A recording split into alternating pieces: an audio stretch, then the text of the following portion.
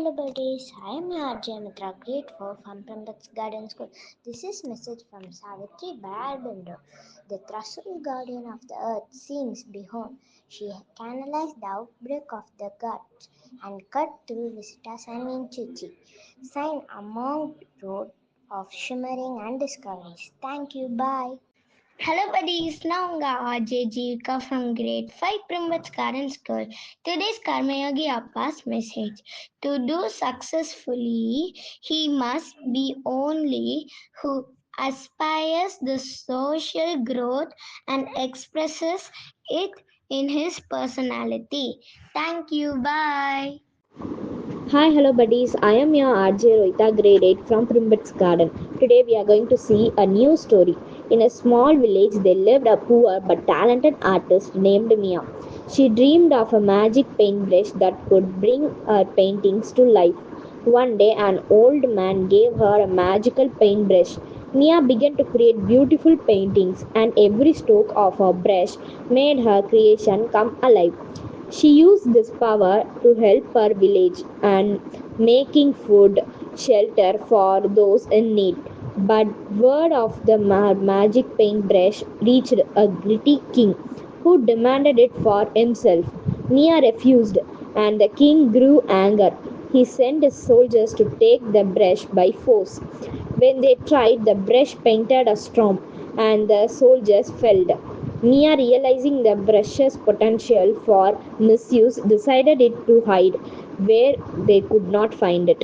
She continued to use her art to bring happiness and prosperity to her village, teaching them that true magic lies in kindness and creativity. Moral: true magic is found in kindness and creativity, not in material possessions. Thank you. Bye.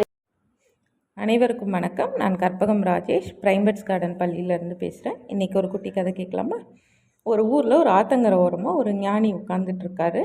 அப்போது ஒரு இளைஞர் ஒரு ஆள் ஒரு பையனை ஒரு நாய் வேகமாக திறத்துது.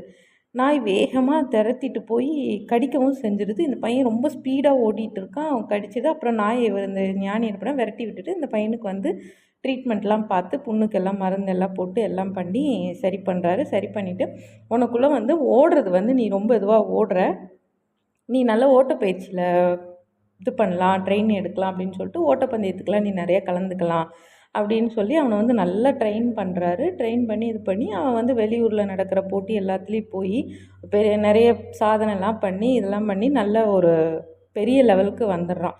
அப்போது அந்த நாட்டு ராஜா என்ன பண்ணுறாரு, தன்னோட பொண்ணு இவன் ரொம்ப சாதனை இளைஞனாக இருக்கான் இல்லையா, அதனால் இவனுக்கு கல்யாணம் பண்ணி வைக்கலான்னு சொல்லிட்டு கல்யாணம் பண்ணி வச்சிடுறாரு. கல்யாணம் பண்ணி வச்சோம். அவன் அப்போ அடுத்த அந்த நாட்டுக்கு ராஜாவாயிடுறான் இல்லையா. ராஜாவான உடனே இவன் என்ன பண்ணுறான், அப்போ அந்த ஞானியை பார்க்க வரான். பார்க்க வரும்போது ரொம்ப இதுவாக பணிவாக, ஐயா நீங்கள் எனக்குள்ளே இருந்த திறமையை நீங்கள் தான் வெளியே கொண்டு வந்தீங்க.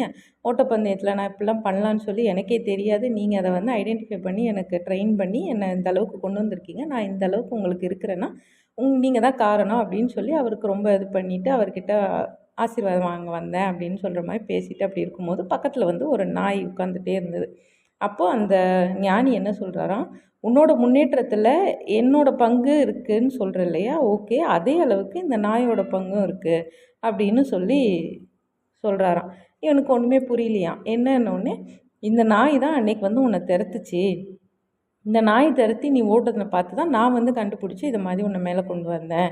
ஸோ இந்த நாய்க்கும் பங்கு இருக்குது அப்படின்னு சொன்னோடனே, அப்போ இந்த நாய்க்கும் நீ ஏதாவது தகுந்த இது பண்ணணும் இல்லையா அப்படின்னோடனே, ஓ இந்த ராஜா என்ன பையன் என்ன பண்ணிட்டான், ஓ நீ தானே அது, இரு உனக்கு கொடுக்கறதுக்காக தான் வச்சுருக்கேன் அப்படின்னு சொல்லிட்டு என்ன பண்ணுறான், வேகமாக போய் அவரோட அந்த ரதத்துலேருந்து ஒரு பெரிய கொம்பு ஒன்று எடுத்துகிட்டு அந்த நாயை செம்மடி அடிக்கிறார். அடித்தோடனே இந்த நாய் அப்படியே தெரிச்சு ஓடிடுச்சு. அப்போது அந்த நாய் இவருக்கு ஞானிக்கு ஒன்றுமே புரியல. எதுக்கு அந்த நாய் எதுக்கு இப்போ நீ இவ்வளோ அடித்த அப்படின்னு கேட்டோடனே அந்த ராஜாவானால அந்த பையன் சொல்கிறாராம், நான் இந்த நாயை தான் ரொம்ப நாளாக தேடிட்டு இருந்தேன். இது எப்படி என்னை கடிச்சுது அன்னைக்கு, எனக்கு எவ்வளோ பெரிய காயம் ஏற்பட்டது, அதனால தான். அதுவும் இல்லாமல் இப்போ நான் ராஜா ஆனவுடனே அந்த நாய்க்கு என்ன தோணும், நம்ம ராஜாவே கடித்த நாயின்ல அதுக்கு ரொம்ப இதுவாகிடும் இல்லையா, அதனால தான் நான் அதை அடித்தேன் அப்படின்னு சொல்லி சொல்கிறாராம். அப்போ தான் அந்த ஞானிக்கு சொன்னாரா, அந்த பாரு உனக்கு நன்றி உணர்வு இருக்குது, எல்லாம் ஓகே, நீ என்னை கிராட்டிடியூடாக என்னை வந்து பார்க்க வந்திருக்க, பட் அதே அளவுக்கு ஏன் இப்படி எதுக்கு ட்ரீட் பண்ணுற, உனக்கு அது கெட்டது பண்ணுச்சு அப்படின்னு சொல்லி அது மேலே இருக்க ஒரு வன்மம் வந்து உனக்கு இத்தனை வருஷமாக நீ வச்சுட்டே இருந்த, அது இப்படிலாம் பெருமைப்பட்டுரும் அப்படின்னு சொல்லி நீ பண்ணுறது வந்து தப்பு, அது வந்து வேணாம், அது உனக்கு அடிச்சிருந்த அந்த கெட்ட விஷயத்தில் உனக்கு ஒரு நல்ல விஷயம் நடந்தது இல்லையா, ஸோ நீ அதை தான் பார்க்கணுமே தவிர நடந்த கெட்ட விஷயத்தை வந்து மறந்துடணும். எப்போவுமே நம்ம எல்லாரும் பண்ணுற தப்பு அதுதான். ஒரு விஷயம் நடக்கும்போது அதில் இருக்க நல்ல விஷயத்தை எவ்வளோ அப்சர்வ் பண்ணுறோமோ அதுக்கு டபுள் மடங்காக என்ன பண்ணுறோன்னா அதால் நடந்த ஏதாவது கெட்ட விஷயங்கள் இல்லை மைனஸான விஷயங்கள் இருந்ததுன்னா அதை தான் அப்சர்வ் பண்ணுறோம். பட் நம்ம அப்படி இருக்கக்கூடாது. ஏதோ நல்ல விஷயம் நடந்தால் சரி ஓகே அப்படின்னு சொல்லிட்டு நம்ம அதையே தான் ஃபாலோ பண்ணி போகணும். ஓகேங்களா? நெக்ஸ்ட் ஒரு குட்டி கதையில் மீட் பண்ணுறேன். நன்றி, வணக்கம்.